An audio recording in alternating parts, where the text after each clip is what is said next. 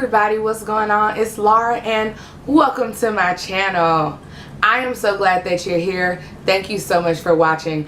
I am super excited to make this video for you today because I have promised you all to make this video since, once I get 1,000 subscribers, and thanks to you all, we are over 1,000, so yay! I'm super excited. I'm so happy that you all are really liking these 911 videos, and so I'm just gonna keep it going. And this is a 911 hiring process. A few of you have asked about it. I did a video kind of similar to this, but it kind of didn't outline everything. So I wanted to just talk to you all about the hiring process. You may or may not know this, but I'm actually in the process of starting a 911 job again, but it's a little different. I'm not going to really talk about it so much because I'm going to keep the location of my employment confidential. However, it's the same process throughout most agencies. It may just vary on which order you do these things in, but the process in itself is very similar for all agencies. So if you're interested in hearing about the 911 hiring process, definitely stay tuned. Alright guys, so the first thing I did when applying for a 911 job is I actually went and applied for the job. I saw the listing on Indeed, so if you're ever interested in emergency dispatch and you don't know how to kind of narrow it down, you can go to Indeed or Monster or any of those websites, and in the search bar it usually asks you like a job title or position or something like that, and just put emergency dispatcher if that's what you're interested in, and then it'll have a few different options for you. So I'm going to show you, hopefully, on my phone. So this is, let me take my zip code out. This is just the search space on Indeed. Not sure if you can even see this, but hopefully you can. That's the search page on Indeed. And what it has here is what and where. So I'm going to put emergency dispatcher.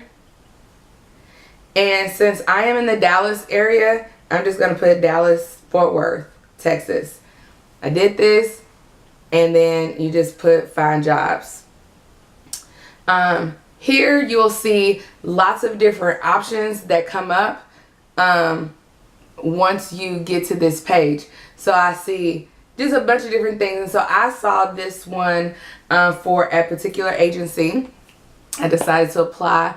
I applied on their website, and I actually applied in April, and I was so nervous because when I worked at the agency that I worked for, I mean, they responded pretty much right away, but this agency didn't. It was like they didn't want me, and I started to fret. I was like, oh my gosh, but they finally called me. Usually a recruiter will send you an email, or a recruiter will call you based on your job application if you are a good fit. This agency that I've applied to are looking for experienced call takers and dispatchers, and so I was like, yay. And I already have my certification, so it's right up my alley. I applied. About 3.5 weeks later, I finally heard back from the employer, so I was really excited. And then they say, I mean, if you're interested in working in dispatch or law enforcement in any kind, just know there is an extensive background investigation. If you're not sure what extensive is, you will be filling out at least 12 to 20 pages of information regarding all the addresses that you lived in the past 10 years, all of the jobs you've had in the past 10 years. They want to know information about your relatives, your mother, your father, your siblings, your half-siblings. They want to know everything under the kitchen sink. They also have a section on drugs. If you've ever used drugs, I mean, they have a list of different drugs that you all have to put whether you've used them, the frequency that you've used it, like the first time you used it, the last time you used it, how you used it, and even sometimes who you used it with, which method, yeah, how, all of that stuff. So it's very intense, and I just suggest just telling the truth. Just be honest. Now, there are some disqualifiers. I'm not sure because I can't remember. There are some disqualifiers, some drugs that automatically knock you out of the running for this job.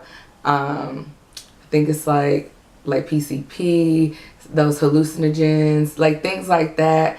And and again, I don't know these off the top of my head, so if they're wrong, my bad. So there are things that just kind of knock you all the way out of the race. Nonetheless, I think they tell you these things right away. So you just put all the information, even including marijuana. They want to know when you last used it, who you used it with, when is the first time you ever used it. So I mean, to me, in these types of jobs, those are pretty basic questions. You have to put your relatives. The last agency that I worked for, I had to put like relatives who were incarcerated on the form. This one didn't ask me that, so that was good, because you hate to think that you might lose out an opportunity for something that someone who isn't you has done. But nonetheless, I filled out my background investigation, and then I received an email. Oh, you also have to do references. And guys, when I tell you you need references, like you need all of their information, name, address, date of birth, all of that good stuff. Past employers, even like some of my past employers were like a long time ago. They want to go back 10 years, but some places I don't talk to anybody. But you have to find somebody and you have to put down a reference for them. So that's very important, is references and past employers. And if you don't have all that information, your application would be disqualified. And so you don't want something minor like that to disqualify you from a job. And always be honest about, you know, the status of your work, if you've been terminated, if you've been laid off, or if you resigned, because they do look into those things, and it just goes with the amount of integrity that you have as a person. So after I did the background investigation, I had to do what is known in the 911 industry as a critical test. And what that does is basically assesses if you might be able to do the actual job of a 911 call taker or dispatcher. So there are different modules in the critical test. So you might have map reading, where they're saying, okay, you are at the police station, how do you get to the courthouse? And then they'll have a few different directions. So, you know, north 2 blocks, and then west 3 blocks, go north again. So it's like things like that. There is a compass, if I remember correctly, on the map, so it wasn't hard. You also have another part of the test that you have someone calling in, and they're telling you their name, they're spelling out their name, address, phone number, and things like that, and you have to type it in and put it into the computer, or CAD, or whatever it's called, in the critical test. In addition to that, in the next module, because that's just kind of assessing if you can type what someone is saying. So in the next module, it's someone talking, and you're typing what they're saying, and then you also will have like this beep noise that you'll hear in your headset, and then on the bottom of the screen there is, you know, it'll say kids are throwing rocks, and what you have to do is select which emergency services personnel you'll dispatch. So it'll either have like police department, fire department, EMS or ambulance, and then utilities. Because sometimes, not utility. Okay, so you have police, EMS, and fire department, because they're together. Then you'll have utilities, and then animal control. And so you just have to select which one. Kids are throwing rocks at cars, that's a police matter. You just click police, keep typing and doing what you're doing. It's definitely about multitasking. You'll have a lot of different assignments that's going to ask you to multitask, to do 2 to 3 things at once. Simply because as a dispatcher, I mean, when I was doing NCIC, there were 8 different monitors. 8 different monitors, 3 keyboards, 3 different mouses, and then you had like a pedal that you could also dispatch from, and like the little side click. So it's a lot going on, so you definitely need to know how to multitask. So after critical, the next steps I'll go through with you as I go through those steps, but I'll tell you what they are.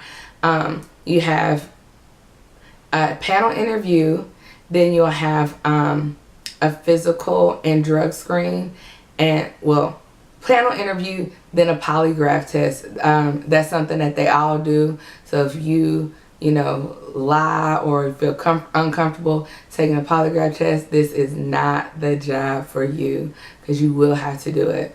You take a polygraph test, then after that you do your physical. With my physical for my last job at 911 was an eye exam, an ear exam, and that was pretty much it. And a drug screen. So it was eyes, ears, and drugs. And I just want to make sure you can hear and that you can see, and if you can't see, that your corrective lenses will correct your vision to what it needs to be. At my last position, we had like a sit-in where you came in and you sat and listened to some calls. I'm not sure if that's part of this process or not, but if it is, I'll let you all know once I complete it. Again, I love 911, and I'm so excited that I'm going back into this field and that I can share more things with you all about what it's like to be a dispatcher. I have another video coming up because I've actually talked to some of my dispatcher friends to come up with some tips or some ways to balance life and life as a 911 dispatcher, because it can get pretty rough at times. I'm not gonna lie. Sometimes you take calls that you weren't expecting to take, or that just, you know, really do something to your psyche. And so I want to be able to help you be as prepared as possible, especially if this is something new that you're interested in doing. So thank you all for watching. Again, thank you so much for the 1,000 subscribers. I am just shocked about it, but so excited. I'm definitely going to be bringing you all more content, more story time videos, because I have a whole list on my phone that I just kind of want to share with you all. So keep watching, guys. If you haven't, please make sure that you rate, comment, and subscribe. And also go ahead and click that little notification bell so that you can receive a notification whenever I post a video. Thanks, guys, for watching. Have a great day. Bye.